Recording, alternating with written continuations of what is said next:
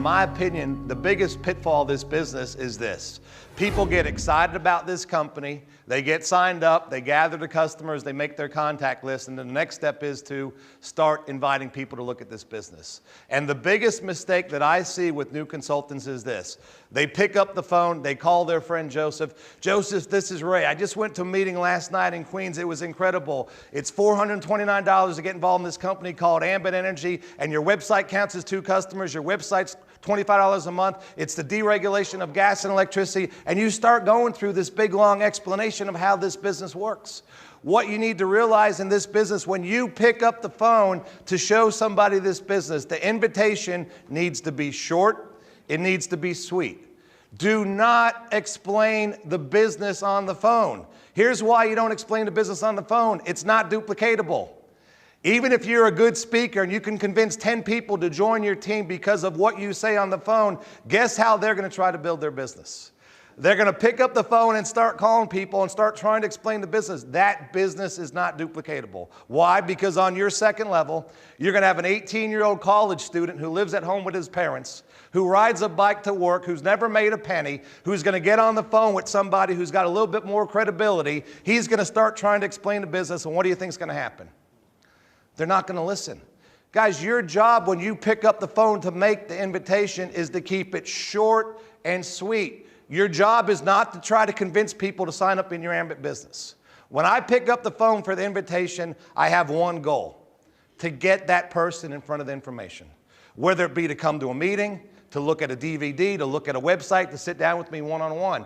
So guys, when you pick up the phone, you need to keep it short and sweet. The way that I go and I call somebody up is I call up my friend Brian. I say, Brian, listen, I'm real excited about something and I need your opinion.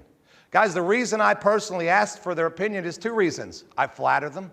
The fact that I want their opinion should tell them that I value their opinion. And the second reason is most people I speak to, they're going to give me their opinion whether I like it or not. So I call up my friend Brian. I say, Brian, listen, I know you've been a business owner before. I've got something I'm real excited about. Now, guys, the normal response that you're going to get from somebody is, what is it? Right? What is it? The biggest mistake you make is, well, it's a company called Ambit Energy. It's 3 years old, and Jerry Thompson and Chris Chambliss are our co-founders, and it's based out of Dallas, and 15 minutes later, they're not interested. Short, sweet, to the point. Brian, I really can't explain it over the phone. It's 99% visual, and I want you to be able to see it the same way I did. Guys, my job is not to present it over the phone. My job is to set the appointment. The invitation needs to be a minute, 2 minutes tops. If you're on the phone for 10 minutes, you've said too much. So when I get on the phone with Brian, he says, well, Ray, what is it? Brian, listen, I can't really explain it over the phone. My focus is to get the business in front of him. Brian, is it okay if I come by your house tonight for 30 minutes to sit down with you and Betsy? Is it, Brian? Sure. Great. I did my job. If he tells me, yes, come by, I don't need to say anything else. My whole focus is to get this business in front of him. Once he says yes, I shut up. And I call my friend Patrick. Hey, Patrick, this is Ray. I'm real excited about something. I need to sit down with you for 30 minutes. Can I come by your office tomorrow? And he says, well, Ray, what is it? Pat, listen, I don't want to explain it over the phone. It's 99% visual. I really need to meet you. I want your opinion. I know you've been a business owner. Ray, what is it? Most people, what they're going to keep doing is they're going to try to pry information out of you, right? The biggest mistake you can make is start explaining the business. You need to keep it short. You need to keep it simple. Why? It's duplicatable. Anybody can say, I can't explain over the business. And if Pat keeps pushing me and says, I need some information before I meet with you, I need to know what it is. Here's what I say to Pat. Pat, 3 questions. Guys, these 3 questions are foolproof because I already know what the answers are before I ask them. Pat, how many people do you know that use gas and electricity? Now, obviously, if you're in Illinois, how many people do you know that use gas? If you're in Texas, how many people do you know that use electricity? If he keeps asking me questions, I turn it around on him or her, and I ask them questions. And I ask them, how many people do you know that use gas and electricity? And he says, well, that's a stupid question. Everybody I know. That's the answer I'm looking for. Do you think they'd like to pay less or potentially get it for free? And he says, Ray, everybody I know is looking to save money with the economy being the way it is. Great. Pat, how would you like to earn a residual income and potentially thousands of dollars in bonuses by referring people to this program?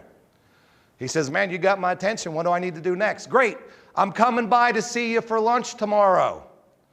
Guys, if you just ask those questions over and over and over again, you'll have more people to talk with than you can keep up with. Now, what happens if Pat continues to ask me questions? Well, Ray, you need to give me a little bit more information than that. Well, Pat, listen, I'm real busy right now. I've given enough information for you to decide if it's worth 30 minutes of your time and my excitement to take a look at this business. If right now you're not ready, you've got my phone number. You give me a call because I've got a list of other people I need to get this in front of. I appreciate your time. You call me when you're ready. Don't be afraid to take the business away from people. I can't tell you how many times I'm ready to hang up the phone and I do that and they say, wait. You know what people are used to? They're used to you begging them into some business. Guys, I'm not begging. This is too good. I am looking for people who want it as much as I do. If those three facts don't get them excited, the opportunity to get paid on people's gas and electricity, the opportunity to give away free gas and electricity, and to make thousands of dollars in residual income and bonuses, they're not listening to me.